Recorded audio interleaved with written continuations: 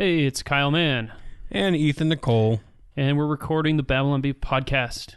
Yes, a unique episode. A very unique episode. Yes, we had a special guest, and his name is Michael Malice. And we talked about a lot. He's way more professional at this than us. He actually gets paid to do podcasts. Well, actually, we get paid kind of too. But he gets paid specifically to do podcasts, and he's good. But we just wanted to warn you, while there's not going to be any bad words, we're very careful about those. We do get into some topics. So Ethan and I, if you can't tell, we just recorded Michael, and it was a very good conversation. I think it was maybe one of our best yet. It was great. So here's the thing. Michael Malice is not a Christian. Mm-hmm. He's an anarchist. He's an anarchist. So we just wanted to make sure at the outset that you know that there are going to be some topics here that are addressed that are a little heavier than the normal topics that we address on the Babylon Bee podcast. So if your 5-year-old and your 6-year-old are listening, you know, just maybe give it a listen yourself first. Yeah, it's nothing crazy. It's just we're a new podcast, so we're still establishing our voice. Yeah, we decided it was a good idea to just do a little bit of a warning because our previous topics have been stuff like youth groups and, you know, fun rejected comedy headlines and that kind of stuff. So since this one gets a little more political and a little harder edge, just make sure that you're ready for that. That's all. Yep. And here we go. In a world of fake news, this is news you can trust. Punching the mainstream media in their stupid faces. You're listening to the Babylon Bee. With your hosts, Kyle Mann and Ethan Nicole. Yes, welcome to the Babylon Bee podcast. I'm Kyle Mann. And I'm Ethan Nicole, and we have a very special episode of the Babylon Bee, not just because it is the only time we'll ever be able to say that this is episode 7. Yeah. Which is a special number. Apparently in podcasting, episode 7, if you can get past episode 7, that means your podcast is going to last. And so just to fight through that, we got a special guest on who's like a professional podcaster, and his name is Michael Malice. He's quiet now. Hi. Oh, there he is. I'm Michael Malice. Congratulations on hitting episode 7. Thank you. We appreciate it. We haven't made it through yet, but we just started. Yeah, we have to make it to the end for it to count. So we didn't know, like, this whole podcast has been a total experiment. Like, going in, we knew that it was a completely different animal than the articles that we do. We're like, who are we going to interview? What kind of people are we going to interview? And like, we knew if we interviewed only people within like this Christian space, then our options for entertaining interviews would be really limited. Yeah. And we just didn't think that, you know, Christ talked to everybody in the Bible. He was a very conversational guy. He didn't, he wasn't like, you know, that was more of like a Pharisee thing to just talk to people who you agree with. So Michael Malice, you are our you're our second interview and our first non-Christian interview. Well, actually, it's funny that I guess I've judged you before I actually know what your views are. Well, no, I actually had a project I was on tentatively going to work on, and they were scared because I wasn't Christian, and I looked up Amos, and there was a quote that says, I was a Philistine to the Philistines, I was a something to the something, I was all things to all men so the message could go forth, and I got the job. So even the devil can quote scripture when it suits his purpose. So here we are interviewing the devil. I'll just start out by asking you, you identify as an anarchist, right? Correct. So who would build the roads? Oh, back to... Oh, sorry. Let me take that again. Can't answer, Darn can it. You? You can't answer. Darn it. Back to the drawing board. The same people who build the roads now. The roads are not built by Nancy Pelosi and President Trump, certainly. But, like, if you imagine the country and we never had roads... Isn't the real question who will build the wall? That's a good point. That's a good... Man, this guy's good. This guy's good. We've been stumped. We've already been stumped. How will Lewis and Clark get to Oregon without roads? They'll all take the trail. Yeah. So, but the real question is, why haven't you moved to Somalia? That's racist. Just because I wear a turban? We want you to go back to where all the libertarians came from. That's Colorado. Oh, hooray! Yeah, I guess libertarians are more like just the pot smoking. No. Ayn Rand sent Galt's Gulch in Ouray, Colorado. Oh, okay. So we're just trying to figure out, because just as a way to introduce you to our audience. But I'm not a libertarian. I'm an anarchist. Yeah, you're an anarchist. Right. That's what I would say. Libertarians are more just the pot smoking hippies, and you're like full on, like, let's explode everything. That's the main thing I was trying to get to, because your name sounds very punk rock. Like there's like Johnny Rotten. Sure, Sid Vicious, Polystyrene. And you're Michael Malice. That's like, me. It seems like you should go with Mikey Malice if you're trying to be punk rock, because you don't use like the formal sounding. Like Mike. You wouldn't if your name is Johnny. Like Johnny Rotten doesn't go by Jonathan Rotten. Well, he goes by John Lydon now. Oh, I didn't know that. I don't know about him. Yeah. His second autobiography came out not that long ago. It was terrible. Really? Your idea of like a utopia would be something like the movie The Purge. Well, I don't. That's like an anarchist utopia. The Purge, I wouldn't say utopia, but The Purge might be a good moderate step in the right direction. Okay. So like if you were given the ability to recreate Tomorrowland at Disneyland, that's what you would do. You'd be like, all right, we'll make it The Purge. Yeah. I was thinking about recreating it more in Washington. I like that. Right on the streets of Washington. The Washington. Yeah, I think that's kind of like I just tweeted this out this week. Washington was named after a slave owner, so therefore we should raise it to the ground. Oh yeah, that's right. Yeah, there's something about that. Like the White House was built by slaves or something. And I saw your tweet. Yeah, the Washington Post, which is failing badly, the very failed Washington Post tweeted out that those tweets that Trump sent out were from the White House, which was built partially by slaves. And I just retweeted. I go, you're named after a slave owner. Like what are you talking about? What the talking about? Heck, excuse me. Yeah, the line of reasoning. Like, is that a news story? Okay. It's yeah, right. It's clearly propaganda from their part, which is something you guys understand quite well. How many times when you publicly criticize the left, do people come right back with a criticism of Trump when they're talking to you? Oh, there's a great account, Neon Taster, who's a great humorist on Twitter. And he has this tweet where he just goes, if you criticize the left, even if not for Trump, people will bring up Trump incessantly because they don't know what to do. And whenever someone does that to me, I will take their tweet and put that in his thread. Because this just shows that, the masses are not capable of critical thought and all they can do is repeat their, sloganeering. It happens constantly. Just the immediate jump to Trump. And it happens the other way, too. You criticize Trump and they'll come back and say, well, what about the Democrats? Yeah. Oh, yeah. Or I'm a communist or I'm an SJW or you're just saying this because you wanted. My favorite thing to do, and I talk about this in my book, is when I'm arguing with conservatives is to say the indisputable statement, more voters wanted Hillary to win. And they freak out, and they do their impression of Hillary despite themselves, saying, what difference does it make? Well, the Electoral College... And it's just hilarious. All right, so what is anarchy to you? Freedom. That sounds dangerous. Nothing more, nothing less, yeah. It's bad, it's dangerous stuff. People will do things you don't want them to. They'll say things you don't like, and they'll buy things you don't want. I don't like this. So what if... Yeah, I don't like where this is going. I don't like this at all. So if there was a vote, if we put it to a vote... There's no voting. Democracy and freedom are incompatible. If we put it to a vote that we'd stop voting, you'd be stuck in a catch-22 situation. Yeah, would you vote for no voting? Notice that a catch-22 situation is a government situation because it involves the military. And Emma Goldman, who was the mother of anarchism, had said that if voting changed anything, they would have made it illegal. On to other aspects of you, you have other things about you. You've written books. I have. So you've done ghostwriting, and you have a book about North Korea but it claims to be, it's like his autobiography. It's the unauthorized autobiography of Kim Jong-il. It's called Dear Reader, and it says in the cover, as dictated to Michael Malice. Yes, it's in the first person. So when you wrote this book with Kim Jong-il sitting there ghostwriting, why didn't you jump up and quickly stab him in the throat with your pen? Well, he was dead at the time. Well, that's no excuse. Yeah, Kim Jong-il, he died in 2011. Yeah. I can't keep track of them. My phone can't stand that name. Autocorrect just messes it up every time. Which one, Un or Il? All of them. Well, I actually, this is a funny aside. I say I love you to my wife so many times, so often that if I type IL in my phone, it turns into I love you instantly. So it's Kim. So whenever I try to put Kim Jong-il into my phone, it says Kim Jong, I love you.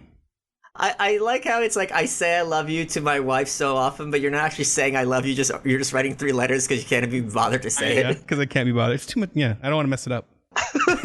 She doesn't know I have that now. She doesn't listen to this podcast. Is there anything else we should ask? Do you feel like people have a good idea? Is there anything we're leaving out? Probably a lot. I mean, you have a whole life. I don't know. I just think a lot of your listeners would. I have a lot of Christian followers, Christian conservative followers on Twitter, and they appreciate the use of humor to pull the mask off of the enemy. At the same time, they don't appreciate some of my Casey Anthony jokes. So we're walking a fine line. Yeah, and I would say I found you on Joe Rogan. That's how I discovered you. And I would just say you're an original thinker, and that's hard to find in this world at the moment. A lot of people are kind of tag teaming off of what other people say and repeating things. And you are a guy who comes at things from this other direction. And so you're just, if nothing else, you're a fun follow. You're very respectful to people that you disagree with. And, no, I'm not. I'm nasty. He just said he makes Casey Anthony jokes. Yeah, no, yeah, you're a troll, and you have a whole defense of that, which I actually really appreciate.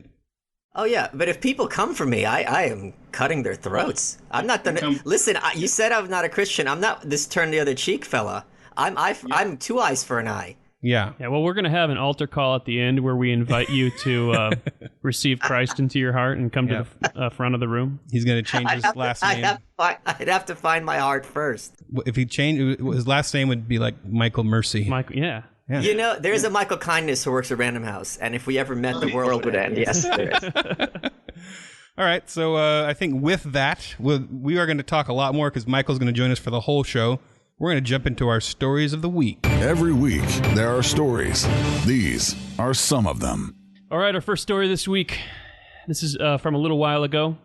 Biden vows to return nation to era when press didn't bother reporting on president's scandals. It is interesting, like the complete difference in the just the way that the press talks about the president. We were just talking about the whole idea that the Trump's tweet originated in the White House, which you could just say about any single tweet that originated in the White House. Yeah.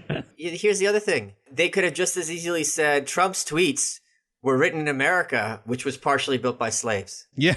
I mean, right? You could write that headline just as simply. Anything said in America, yeah. It's like such a random connection to draw to me. The house was built by slaves. Yep. It's like, what does that have to do with the tweet? I don't even think that's true, by the way. Plus, it was burnt down. Plus, Harry Truman, was gutted during Harry Truman. So the White House you go in now is not the White House that Lincoln slept in. They only kept the frame because it was like all rotting inside. Yeah, so this is the idea that, there's all these slaves by hand putting together this White House is just a fallacy and an irrelevancy. Yeah, but that's kind of what we see. And, when you have a Republican in the White House, you always see this.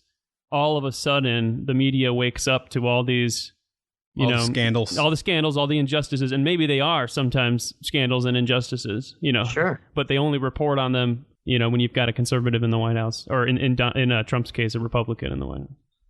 Yeah, they will say what during the 90s, when Bill Clinton was impeached, and remember, he was impeached, he was not removed from office, there was a credible rape claim against him by Juanita Broaddrick. And it was NBC or ABC, I forget which. They sat on the story because they didn't want to influence impeachment.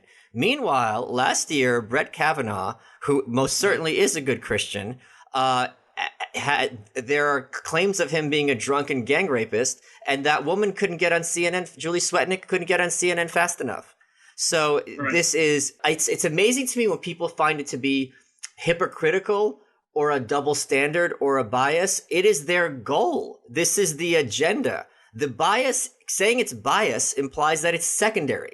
It is not secondary. It is primary purpose of the corporate press to control human opinion in this country. I think when we wrote this story about, Biden vows to return the nation to era when press didn't bother reporting on the scandals, I think he had gone on The View and he had said something, he had touted that old claim like, the Obama White House didn't have any drama. It was like a scandal-free 8 years.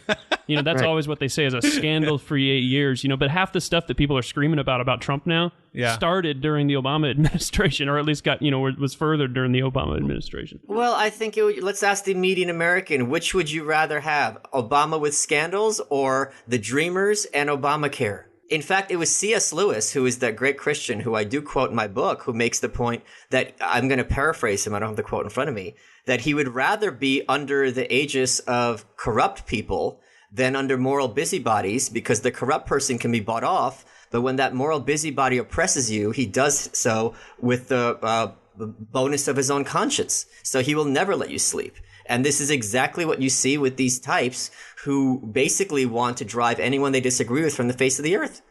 Yeah, Lewis has that great quote about the worst tyranny is one that's sincerely exercised for the good of its victims. Yes. Right. Yeah, I was thinking, like, what exactly what you're seeing. What if there was a person who ran for office and their entire platform is, I will do absolutely nothing. I will sit there and I will eat donuts and I will drink Surge and I will do nothing. Maybe Michael Malice would get you to vote the for that He guy? would get to the polls, man. Yeah, other than them drinking Monster instead of Surge, that is my candidate, baby. Are you sponsored by Monster? First of all, I do adore Monster, but coincidentally, it also says on the label that it's drunk by anarchists. So yeah, drank. English is my second language. I'm sorry. I don't even know where Surge came from. Like, that was some weird latent like thing in the back of my head from Surge. when I was a teenager. Yeah, what the heck? I don't even know that's He's still out. You're talking about Tab. I know. New Coke, you know. I get, maybe it's. Are you a big fan of the Iraq War? Is that what that was? The Surge. The Surge. No, I drank Surge like crazy, and for you youngins, Surge was a very popular drink in like the 90s. It was not very popular. It was marginally popular. I thought it tasted like Mountain Dew with pepper in it. Yeah. Like I always thought like it had like pepper in it. It was weird. I didn't like They Surge brought at it all. back. Yeah, they tried to bring it back. They did like a Kickstarter or something. I don't know. Yeah, it's back. It's back. Oh, it's back? Huh. Surge. Oh yeah. Good old internet brings everything back. Resurged. Oh yeah. Hey, The resurgence. resurgence of Surge. So I got to say I actually do like the press. I like how the press behaves a little bit more when there's a Republican in office, that they're actually paying attention. It does, yeah, it kind of rips their mask off. You know, I do like that. It's almost like the press does their job when there's a Republican in office. That's true. And then when they just go a little too far and a little too crazy. But I prefer that to the alternative where you have Obama waging all these wars and the press just gets in line. Oh yeah, I had this article before Trump was elected about Obama being the guy in the tan suit. I'm like, when you're talking about war, you're talking about people dying. And I know a lot of times people don't care, but you know what? There's also people dying overseas. And sure, maybe we care about Americans first, but it's a bad idea to be dismissive of those lives lost. And it's much better to have a president that you are, let's say, skeptical of. If you're going to make decisions about, am I going to send tens of thousands of troops overseas instead of someone that you're credulous about? And the amount of blood on the hands of the corporate press cannot be overstated, nor their bloodlust and their desire for war. And I'm sure many people listening to this remember very vividly that when President Trump bombed Syria, they're falling all over themselves. Oh, he's finally presidential.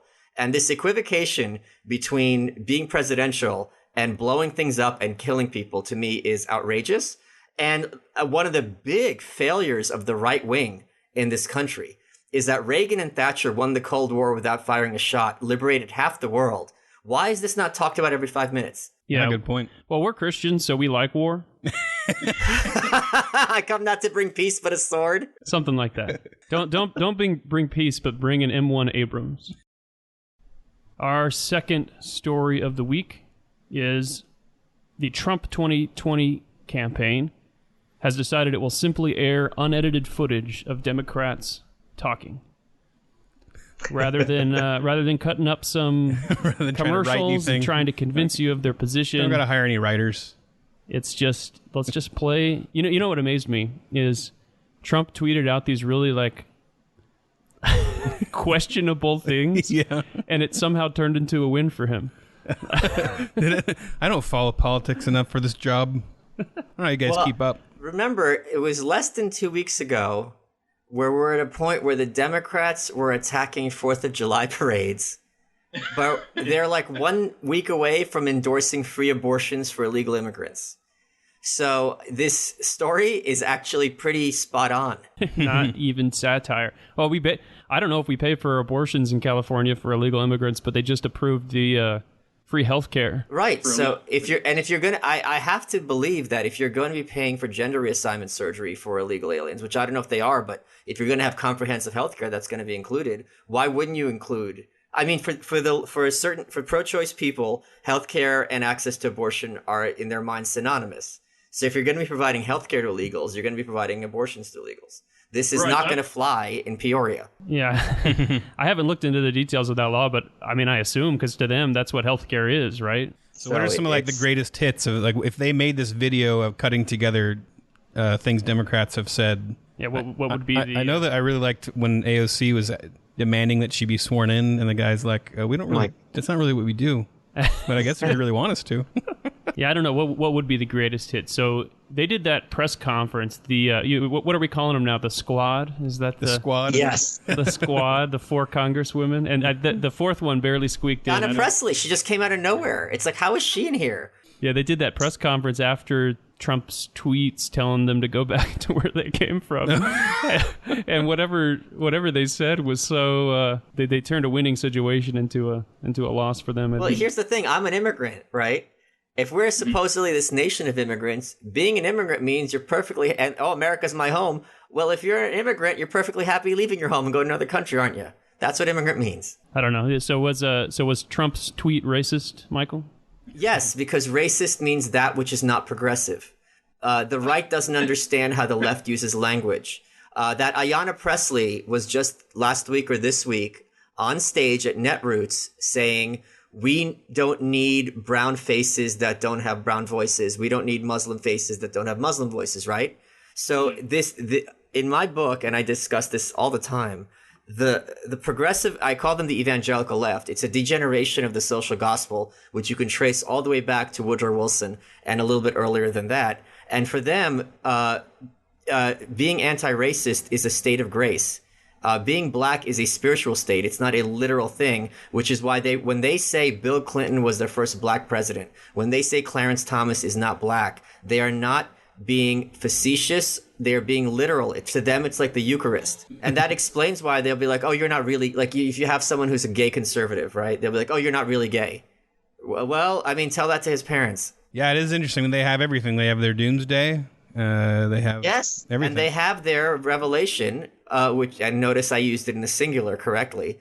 They have their revelation, which is the victory of good over evil, when the Republicans and the right are finally going to be, wiped off, and we're, have this millennial rule. Millennialism is a very essential basis of contemporary progressivism, though they don't even realize it. Yeah, I think there was that week back, like in January, when Lady Gaga came out against Mike Pence and saying you're the worst Christian that there could be, and then in the same week, I think Ocasio-Cortez was saying, the world's going to end. That's when she came out with the world's going to end. Yes. Oh, yeah. And it was like this perfect, collection of all the religious things that the left was saying. The world, they were standing on the street corners with the end is near sign. But specifically, the social gospel took the concept, and I went back and read these books from the early 1900s, that instead of salvation being a function of the individual soul, salvation is a function of a nation. Which is why they're so big on deplatforming, because if you're going to save a nation, there is no room for sin or heresy within its borders. Yeah, that's why it's so bizarre to me, just the way that I think. But I'm like, civil conversation among people that completely disagree is the most fascinating thing to me. Like, I love it. And there's an aversion to it among, it seems like, people on the left. And there's a part of the right, too. But if you're religious about your beliefs, that there's just no room for that, and that seems to be. If you're specifically fundamentalist about your beliefs, you can be. Right. Many Christians are very religious about their beliefs. They have no problem talking their beliefs, no issue whatsoever. Because part of being a Christian is having humility and realizing you're fallen, and you need a helping hand from the guy upstairs, and so on and so forth. When you're a fundamentalist, when you really have everything figured out from A to Z, that's when there's no room for error to permeate, and that's part of the appeal of fundamentalism. That it's got everything covered for you. And the question becomes, all right, now I have this worldview and these bad ideas and bad people are seeping in. What do I do? Well, that's when you get their version of the purge. Yeah, and it's really cowardly, right? I mean, it's like, you're just so scared to let any other ideas in. Like, if you were brave with your beliefs, you wouldn't be so scared of other ideas, at least getting some airtime. But you just can't allow it. Right, because, it's to them, it's almost psychologically equivalent as it would be for us to have a television network talking about how great pedophilia is. It's just a non-starter, right? So for them to have these ideas, white supremacism, white nationalism, racism, i.e. that which they disagree with, to have this in living rooms is just like, are you kidding me? This cannot be allowed to pass. Yeah, I noticed that the social gospel, as you're calling it, or what has evolved from the social gospel on the left is, it's very similar to religion, but for them, they don't have a path of salvation. Yes, they do. It's being woke, and it's being initiated into the mysteries. But, in contrast with Christianity, where we believe in grace, and salvation by faith, their thing is do better. No, they believe in salvation by faith because that's what virtue signaling is about. Once you recognize your fallen nature, your racist nature, your privileged nature, you are thereby saved.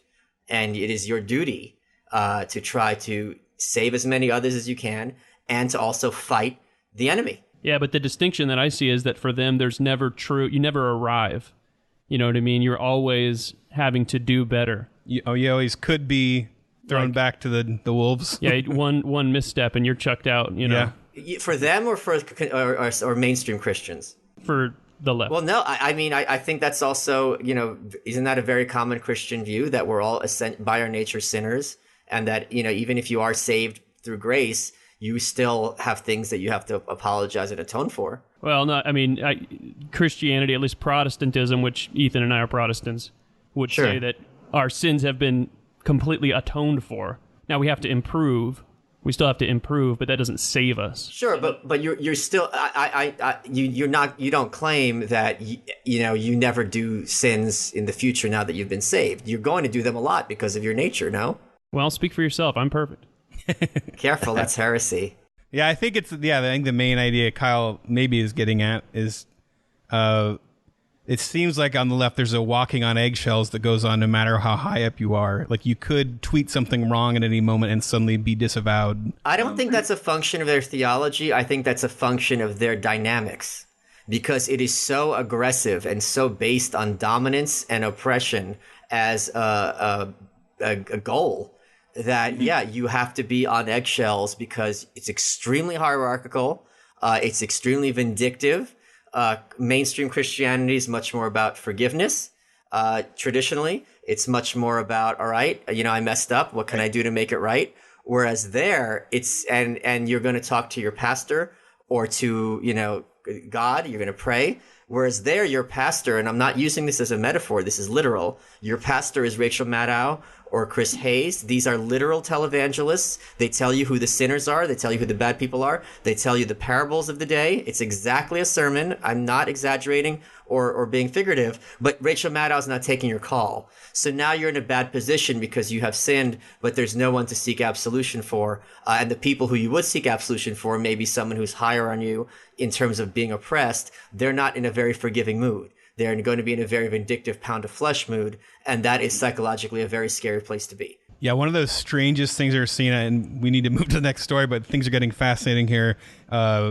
When Bill Maher had to repent of using the N-word in the way that he did on his show. To himself, referring to himself. The way he did a whole separate episode with, I'm spacing on the guy's name, Tyson, the black preacher guy who he's kind of... Mike Tyson. No.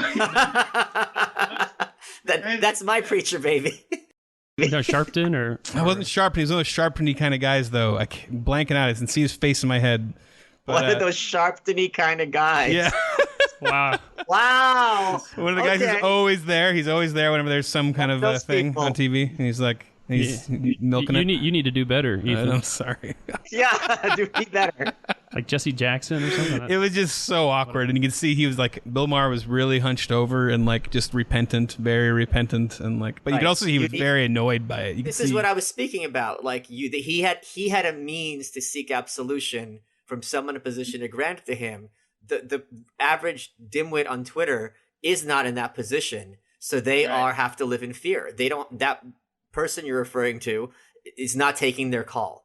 It was Bill Maher, Ice Cube, and Michael Eric Dyson. Michael Eric Dyson, that's him. Not Tyson, Dyson. Close. The vacuum, like the vacuum cleaner. Yeah. Yeah. He sucks your sins away. Yeah, exactly. All right, let's move on to our third story. All right. I didn't think we'd be talking about this much about theology, but here we are. Well, we're going to get real theological here. We're talking about Looney Tunes. So we did a story this week This is my favorite because it's about cartoons. All Looney Tunes shorts to receive epic live-action remakes. And the image, which I painstakingly photoshopped, is a very photorealistic coyote planting a bomb in some birdseed for a very realistic-looking Roadrunner where you can like see every individual glistening hair on their body from the back of the movie theater. Because that's like my little beef with the new Lion King and all this stuff. They call live action, and it's not at all. It's just detailed cartoons. Is your OCD triggered? Yeah, I get pedantic like that too, and then you kind of have to like freak, and people around you laugh. It's also interesting. You remember the Star Wars prequels, where there was many of the characters had extremely old school racist accents. Where if they were right, it was just like they're really like this like very Asian accent. Jar Jar Binks had this very. If this was an actor using that voice, it would be regarded understandably as either obscene or at the very least outdated, like when Krusty the Clown does that racist routine he did with his stand-up act on The Simpsons. So you can imagine how easy it's going to be if, the coyote's putting down bombs, let alone Speedy Gonzales. Oof, that's a whole other can of worms. Yeah. Yeah, there's so... Well, I think that the attitude... especially that I've seen about like the Lion King. I remember seeing this thing. I can't remember who posted it, but they're being honest. They're showing an image from Lion King, the original animated 2D, and then the 3D. You're like, look how far animation has come. And it's so insulting to the amount of work that 2D animation takes to say that. It's like it was, they wished they could do this, but they were stuck with this crummy 2D drawings. Or what about like Snow White when it's by hand and it's just, excruciating. Yeah, it's rotoscope. They drew right over film for that. It's kind of a minor miracle that, this is what, the 30s that these movies were made? At the time, it must have looked like magic, and understandably so. Yeah, Snow White's funny because it was the first full-length animated feature to ever be made. And there was actually newspaper articles saying that people would... I can't remember, they said like people would get ill or they would seize up or be from that much of the flashing bright colors for that long that people couldn't handle it. There were people saying like, no... He won't be able to handle this. You can't do it because cartoons had only been like 10, 15 minutes up to that point at most. And I think Walt Disney was maybe in his late 20s at the time. He was so young. It's just amazing to vision. He must have been so high. Because can you imagine sitting down and pitching this to people and them being like, dude, do you know how much time and effort this is going to take? It's going to take us 100 years. And he's like, no, everyone's starving. We'll get them cheap. It's the Depression or whatever it was. And they're like, all right. And he did it. No, yeah, and it's crazy. If you've ever attempted animation, I have background in that, and they go overboard. Like, there's scenes where Snow White's walking around with, like, they could have just done a bunny and a deer, maybe, but she has a whole flock of wildlife following her all around the screen, and they're all moving so fluidly. Like, if you watch cartoons now, they skip out frames, or they use computers to kind of make it more fluid. Back then, they were doing every single cell, 24 per second. And they were all hand-painted. It's just crazy. My favorite comic book series, The Legion of Superheroes, when they were starting out in the 60s, Kurt Swan, who is like the quintessential Superman artist, when Jerry Seinfeld had his American Express ad, that was the version of Superman he wanted next to him, the Kurt Swan Superman. It's a legion of superheroes. And he complained to the editor, he's like, look, from now on, there's going to be 4 people per panel. Like, that's it. I'm not drawing this legion every single panel of 15 superheroes with their different clothes. So again, with the Snow White stuff, we take so much of this hard work for granted. And because back, with many other things, like back in the day, that it's like, you have to think about it. They didn't have any of the tools we had, and they still managed to pull it off. Like, the very obvious example being the pyramids in Egypt. It's like, this is insanity. It's just insanity to even think about it. That someone had this idea. Yeah, on that topic of like being given a crazy assignment as an artist, when I was doing Axe Cop with my little brother, he came with a character named Everyman, and he was part man. He was half man, half everything.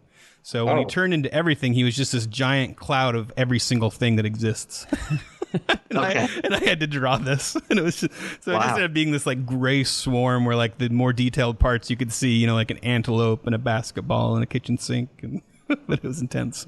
So what gets me about these live action remakes is every scene either replicates the original precisely, in which case it's like, what's the point? Yeah. Or they come up with they'll add 2 new songs. What's the gritty? They're trying to be more gritty. Yeah, or they'll do this. They'll do alternate scenes. Like there's a whole new subplot with this character, or they go and add a whole new song. and then it just feels like really cringy fan fiction, you know? So it's like, what is the point? I don't get it at all. Yeah, I mean, and I don't hate them. It's just like... To me, it's just pointless. Overall sad that like all of our big budget movies are remakes, and you know, I blame the free market. It is the free market. It really is the down. There ought to be a law. In 20 years, there's going to be some app, right? That if you put in a cartoon, you press the app and it makes it into the 3D version, right? This is a no-brainer. It's going to happen. And you could just make people you hate into dopey. If I ever became insanely rich, I would buy all the IP in the world and I'd do one final movie where they all die. Be like, all right, everybody, now you got to make new stuff. Like everybody, all the Marvel, you're gonna buy Star Wars, You're gonna buy all the intellectual property. All the intellectual properties. They all get together and they just get in a spaceship and die or something. Intellectual property is theft. Oh, okay. That was a change of topic. Why don't they just retire? Like, I mean, it's got to be that more. And why is it got to be a spaceship? I was just trying to be somewhat creative. No, I wanted to make it dark. Okay. Good Lord. Wow. It's my movie. Well, you could just rapture them, huh? Yeah, I guess. Something always happens. All right, should we jump into our main topic? Are you ready for this? And now, the Babylon Bees topic of the week. This is a beefy episode. We're like almost this is as long as a full episode usually is, and we haven't started the main topic yet. I do like flapping my gums. Yeah, this whole episode is just absolute anarchy. Complete pandemonium. It's like the Purge. I feel like I'm getting stabbed by a guy in a clown mask. Yeah. This topic was brought to us by Michael Malice. It was his idea, so I'm probably going to just give him the floor, but he wanted to talk about using comedy as a weapon, sort of like a guy in a clown mask in The Purge with a knife. Well, this is when you guys do the Babylon Bee, is it incidental or is it central to your thinking that much of what you put forward deflates the corporate press narrative? We're just kidding around, man. It's just a joke, man. It's just a goof. All right. I think everyone heard the answer. Everyone heard the answer they needed to hear. So, okay, understood. So one of the things I do talk about in the book, and something I do very heavily on Twitter, is I think conservatives, and where I break with conservatives, and I criticize conservatives very heavily about this, is if you have a group of people who are not working in good faith, who, if they had their druthers, would banish you from the country, if not send you to the gulag. If they're saying, oh, you're this, you're that, no, I'm not, you're letting them set the frames of debate. And now this kind of thinking has become somewhat more common on the right. But a great mechanism the left, the evangelical left specifically, uses to get over is their air of sanctity, their air of being the good guys, holier than thou. We're bringing decency and empathy and sympathy and all this good stuff. We care about people, and everyone who disagrees with us, since we care by definition, doesn't care. So instead of engaging and being like, oh, I'm a compassionate conservative, it's like, no, we're going to clown you because you people are buffoons. And that drives them crazy because what they love is thinking of themselves as on a pedestal. So it's time to knock them off that pedestal, and you do it hilariously and very effectively, and it drives them crazy. Yeah, I think it drives them crazy because they really like to believe that they can decide what can and cannot be joked about. We get that all the time. Get told that hey, you can't joke about that. Yeah, there are so many sacred cows in politics and religion that you can't make fun of, that the mind of the comedian has to step back and say, hey, a lot of this stuff that you guys are talking about isn't that important. And you can really deflate, both sides of the debate. I love when comedy does that. I was on TV on a panel with a conservative who shall remain nameless, and we were talking about Henry Waxman, who was a former congressman from California. And if those of you listening don't know who Henry Waxman is, trust me, take a second to look him up on Google, because he is an unusual looking man, to say the least. And I don't say this as someone who's particularly a hunk. And I made the point that Henry Waxman looks like what would happen if a bat and a human being had a kid. And he shows how the environment and humans can live together. And he's the congressman from the island of Dr. Moreau. And he was a hard left Gerald Nadler type Democrat. And during commercial, this conservative girl turned to me and she goes, you shouldn't talk about him like that. He is still an elected official. And I still cannot wrap my head around this kind of thinking. That is bizarre. Like, if he was just some normal guy, I'd be okay. Well, or if he was some normal guy, I don't think it would be okay, to be honest. If he's some normal guy and I'm being vicious about his looks, but I mean, this person has a lot of power over a lot of people, is doing, from your perspective, Miss Conservative, grievous harm to this country, and isn't watching me. And the idea that he should be treated with respect when, in my view, and this is the anarchist talking, he's complicit in much murder and theft, is just completely anathema to my perspective. Yeah, that's an interesting point. If you were making fun of a private civilian, it's like, well, what have they ever done to you? Yeah. Where you're making fun of a guy that, in your view, has committed a lot of injustices. Or at the very least is a public figure. Yeah, or he's out there. He put himself out there. We get people critiquing us, and we expect it. That's part of putting yourself out there. Yeah, so it's I mean, one of the great things, and again, I'm sure a lot of conservatives will disagree with me about this, one of the things I love about President Trump is he has brought some disrepute to the political process. And I think the less highly you think of people in Washington, the better it is for our country. I think these people are really just unconscionably horrible people, both in what they propose and in their personal lives. And I mean, to get a little dark here, we've gotten dark this episode. The stuff about, Jeffrey Epstein's and the Harvey Weinstein's, I don't think this is a symptom of a culture. Yeah, there was a hashtag going around on Twitter the other day that was Obama was better at, and you're supposed to tweet what fill in the blank or something like yeah, that. you fill in the like blank. Mad Libs, like all the things that Obama was better at, and that kind of rhetoric has always bugged me because, for all Trump's flaws, it's like, to me, he's not a major departure in any way from what presidents have done in the past. And in a lot of ways, he hasn't committed as horrible atrocities as a lot of past presidents. Corporate press will tell you with a straight face, explicitly, they say this all the time, that there's never been as many attacks in journalism and on the First Amendment. We hear this every day. This is not a perspective, it's a lie. Woodrow Wilson put people in jail. He put the head of the Socialist Party in jail. John Adams, our second president, had journalists put in jail for criticizing the government. So whatever you think of Trump, good or bad, the idea that there's no precedent in this country for felonizing the press is a lie. Well, yeah, I think that's one thing that has, like, with Trump and the way that he just doesn't care what the press thinks, it's brought the press out in a way that, like, the Kavanaugh hearings were such a moment for me where I went, holy cow, like, they're completely, like, just the insane things people would take a position on. Like, even the, what was the big hashtag during that? Believe all women, something like that. It was like, believe women. Believe women. Yeah. Like, there's this insane thing where you just say, yeah, whatever women say, believe them. It was less than a month ago when E. Jean Carroll was on Anderson Cooper on CNN. Remember this? And she had said President Trump, when he was a citizen, had raped her in the dressing room at Bergdorf. Longtime journalist. Many people on Twitter said, oh, this is such a credible claim. And then she's on Anderson Cooper, and she goes, well, most people, when they think of rape, they think it's sexy. And he's like, what? No, they don't. They think it's an assault. And she goes, no, they think of the fantasies. And he's like, let's cut to commercial. And she goes, you're fascinating to talk to. And they dropped her like a hot potato. And I went back and I found all the blue checks, which are the verified people on Twitter, for those who aren't on Twitter, who had said this woman is credible. And I just retweet, I go, do you still find her views to be credible? And one replied and the others blocked me. And the idea, this is the difference between a bias and an agenda.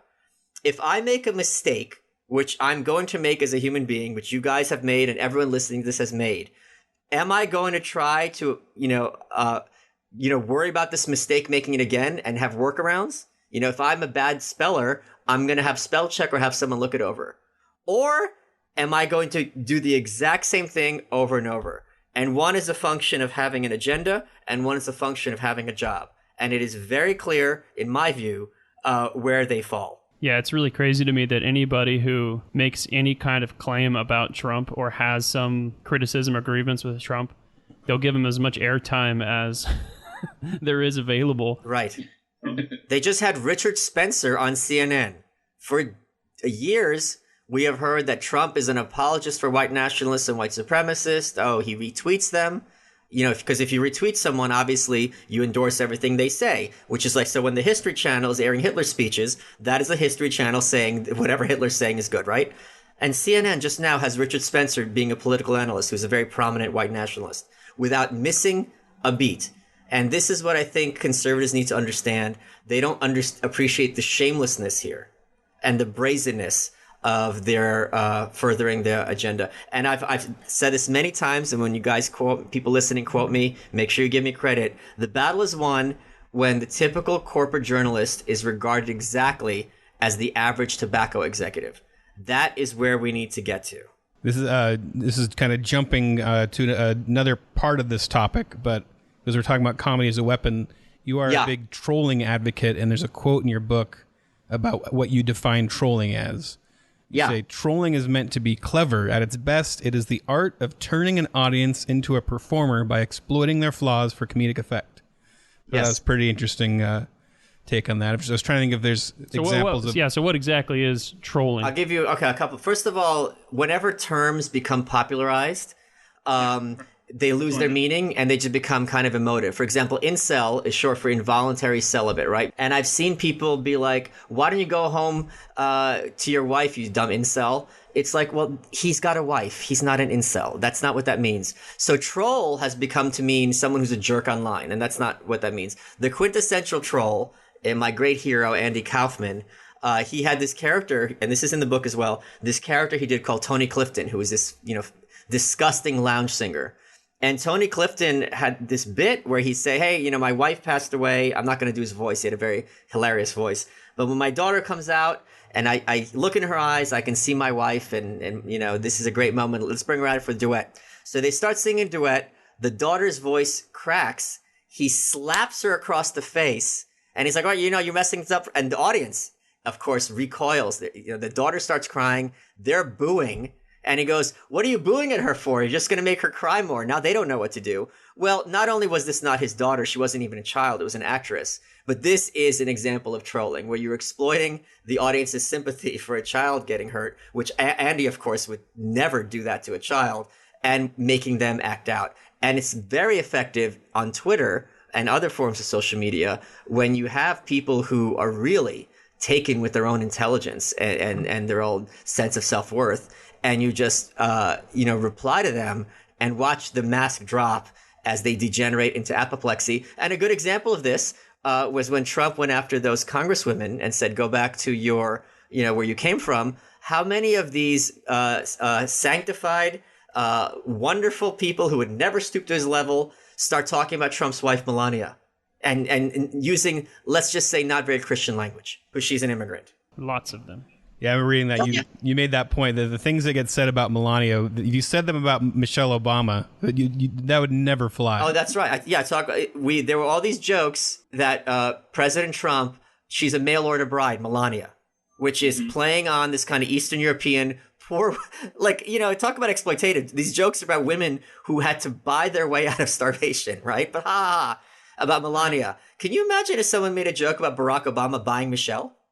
I mean, they would be driven out of polite society. So when you say comedy is a weapon, now do you see this in the Babylon Bee? I would like to know your perspective on how you see it in the Babylon Bee. Oh, I absolutely love it. I was just telling you guys before we start taping, I was just in Montreal with some buddies of mine who were trolls, and we were just shocked because it's very hard for people who are on the right in any sense, maybe culturally, socially conservative or Christian, although there's certainly left-wing Christians, of course, to be humorous and not kind of cutesy like Full House, but really going for the jugular. And first of all, you guys clown Christians on the regular in very vicious ways, which is hilarious to me, and which I'm sure as someone who would be a Christian would find even funnier because you're playing on tropes that are encountered within the culture, the Christian culture. But when you go after politicians for the nonsense, it's just shocking how well it's done. And a good example of this wasn't you, but there was a meme. When AOC went to those so-called concentration camps on the southern border and took photos of herself holding the fence and crying, very quickly, instead of being like, okay, we're going to argue with this woman, people on the internet had something called Take the AOC Challenge. And they took photos of themselves holding a fence and crying. That is how it's done. Because even if everything she's saying is true, right? what is you crying by a fence have to do with their plight? Nothing. If you're in a concentration camp, your concern is get me clothing and food and get me the heck out of here. It's not, hey, stand there and make sure your hair and makeup are done right. Yeah, we appreciate the correction from hell. Yeah, and one more thing. I tweeted out, I go, I agree completely with AOC. The people in these camps must be liberated and sent back home to safety immediately. Yeah, it really does take, when you can make a caricature of someone like that and show it in another context, it really does take a lot of the wind out of the sails of the original argument, especially when someone's being really serious all the time. Earnestness, yes. But I would argue, I'm going to get pedantic for a second, which I'm sure you guys can appreciate. They're a caricature to begin with. But because we've been so inoculated through public education and, the corporate press, we are kind of oblivious. It's kind of the emperor has new clothes. And it takes outlets like you and people on social media to be like, no. Not only is this a caricature, it's always been a caricature, but we've been taught to embrace it as somehow normal. It is not. And this is why I never say mainstream press, mainstream media, and I always tell people don't say mainstream media because this is not mainstream. This is a very extreme aberration and has to be regarded as such. All right. Well, I feel like we could talk forever. We've actually gone about 15 minutes over at this point than we usually go in this portion of the podcast. So would you like to join us for our hate mail segment? Oh, you know what I do on Twitter? I do spite funding. So what I've invented on social media, and just very briefly, sometimes cretins will come for me on social media, and I'll say, all right, for the next day, anyone who sends me money is going to go toward me buying a signed book that I don't even want. And I will post receipts. And people start PayPaling me money, and I post the receipts, and that cretin who came for me now just generated $100, $150 purely out of spite for a product I don't want, nor the person donating wants. You know what I got? I got a shaving brush made out of a hippo's tooth as a consequence of this. I don't want it. It's kind of cool. It's not worth what I paid for it. And people gave me money just because some idiot came for me on Twitter. So yes, I love hate mail. You shave with a hippo's tooth? Yeah, that's right. Just like in the Bible. This is completely not even, because we're going to talk about hate mail here in a second, but I had one question lingering in the back of my head. You said that you hang out with other trolls. Yeah. You guys meet under a bridge or something, or where do you guys do that? It was in Montreal. Huh, similar. A bridge in Montreal. Okay. Yeah, it was a bridge too far. Threatening billy goats as they crossed. Yeah. All right. Flopping on the bridge. So here's our hate mail segment. Go ahead, Kyle. I really miss Adam Ford. So this was a comment on a... I don't know. Yeah, this technically isn't hate mail. This is just it's a comment, but we'll hilarious, one of those hilarious all caps comments. So I love it. I think we were criticizing progressives, or it was about the border. It's where Trump was refusing to give a child gruel in the way that it was playing off of the Oliver Twist. The Oliver Twist joke. Yeah. But there was a conversation that had happened in the comments about the trouble at the border. So and this person said... So they're referring to the immigrants, right? Yeah, they're referring to the whole situation of the border. So this person says, they are taught America owes them... This is all caps, all caps. They are taught... Oh, and no punctuation, I'll just have. Of course. They are taught America owes them. I have a military solution, but Facebook would kick me off again. Good Lord. Solution is spelled SOLOUCTION. Yeah, he has the final solution. Yeah. This is actually a woman. She has a final solution. Yeah.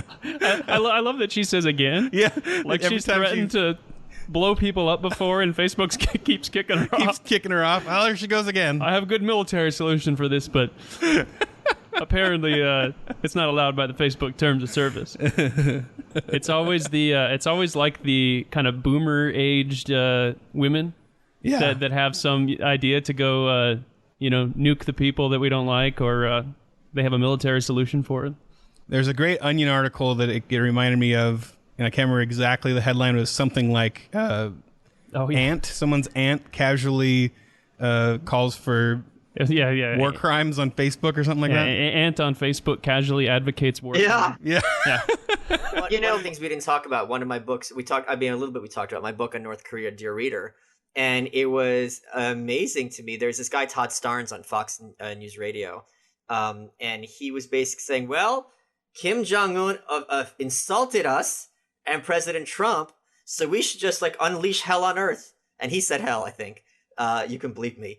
On North Korea. I'm like, these people are slaves. You have 25 million hostages being held prisoner by the government. And your solution, it's like if my neighbor says horrible things to me, even my family, I'm not going to go kill his whole family. I'm sorry. No matter what your perspective is, this is demented. So the breeziness with which people advocate, well, let's just go to North Korea and kill everyone. Well, that also would be difficult to do in practical terms. Yeah, I always think for North Korea, you need to send in a bunch of awesome ninjas. That's the only way to do it. Ninjas are definitely the way to go. Well, they hate the Japanese, so they've been waiting for ninjas for a very long time. So that's going to be tough. Yeah, I guess you've thought more about it. He wrote a book about it. I don't know if you want to join us for the subscription portion, but we're going to do a couple more stories. Okay, so we're going to sign off right now on the for all you freeloaders. Yeah, dopes. Yeah. And if you would like to subscribe, Kyle, you want to give them the whole pitch? I've got the spiel that I give. So give it. If you go to babylonb.com/plans, you can sign up at any level, and you get access to another 25, 30 minutes of content. It depends. Yeah, it's usually around 30 minutes. But with Michael Malice, it's probably going to be a couple hours. It depends on how hot it gets in this garage. Yeah, it's hot. When it gets too hot, we just have to cut it off. So do you want people to follow you, Michael? Yeah. Well, I don't know if your audience, I mean, there's going to be a certain percentage of your audience that should not be following me, but the others can follow me on Twitter at Michael Malice. And the book's The New Right, which is available everywhere. Great. Yeah, well, we already disavowed you, so we're okay. And I'll put links in the show notes and with a warning. All right. Until next week. Thanks for joining us. Thank you for joining us. Thank you, Michael, for joining us. And everybody. Great pleasure.